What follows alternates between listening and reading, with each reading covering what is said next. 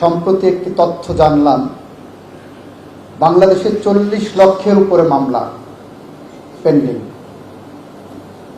40 লক্ষের উপরে যেখানে মামলা পেন্ডিং এবং মামলার সংখ্যা বাড়ছে,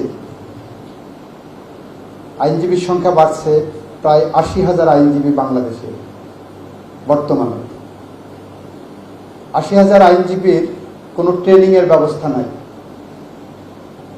অন্যান্য সমস্ত ডিপার্টমেন্ট কিন্তু তাদের ট্রেনিং আছে, যারা বিসিএস দিচ্ছেন, যারা সেনাবাহিনীতে যাচ্ছেন, যারা বিভিন্ন জায়গায় যাচ্ছেন, সরকারি ফার্স্ট ক্লাস গ্যাজেটেড অফিসার হচ্ছেন, ইভেন কানুন গেজের পর্যন্ত ট্রেনিং হচ্ছে। কিন্তু আইনজীবীদেরকে একবার সার্টিফিকেট দিয়ে ছেড়ে দিলে তারপরে তাদের লাগাম ধরার কোনো জায়গা নাই, তাদের ট্রেনিংয়ের ব্যবস্থা নাই। ফলে দুইটা জিনিস হচ্ছে, তারা মনে করছেন আমি যেটা করছি, আমি যেটা বুঝছি এবং সিনিয়রের পিছনে চটি ক্ষয় করে যেটা করছি, that is full and final. সেখান থেকে আমাদের যে জিনিসগুলো আসছে তার একটি, সেটি হলো নকল বিদ্যা।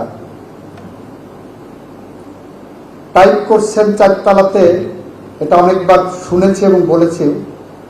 ড্রাফটিং এর ক্ষেত্রে কাট অ্যান্ড পেস্ট হচ্ছে, কম্পিউটারে সেটা সহজ হয়ে গেছে।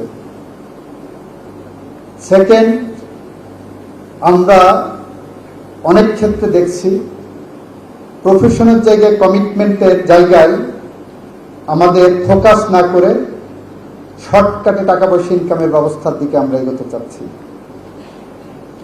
এই যে জায়গাগুলো, এটা আমাদের ট্রেনিং এর অভাবে হচ্ছে।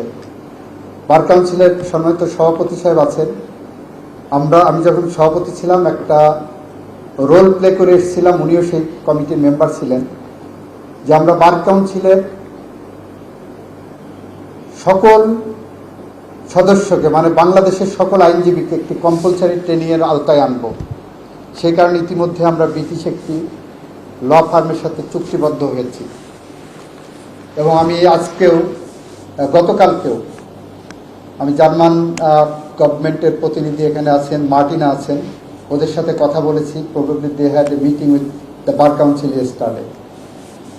আমরা চাচ্ছি যখন ট্রেনিংগুলো দেব, সাথে সাথে একটা শর্ত জুড়ে দিতে চাই, যদি আইন পরিবর্তন করা লাগে সেটাও করব।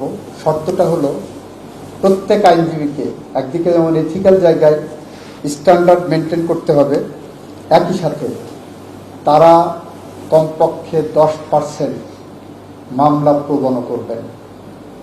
গুলকুদ্দুস কাজল সাহেব, মাহবুদ্দিন খোকন সাহেব আদালতে আসবেন, সকালবেলা উঠে বড় মক্কেলের মামলা নিয়ে দৌড়াবেন, সাথে সাথে 10% মামলা যাতে ওনাদের জাকাতের মতো করে ফ্রি করেন, সে ধরনের একটি কম্পালশন আনার জন্য আমরা যদি প্রয়োজন হয় আমরা আইন পরিবর্তন করতে চাই।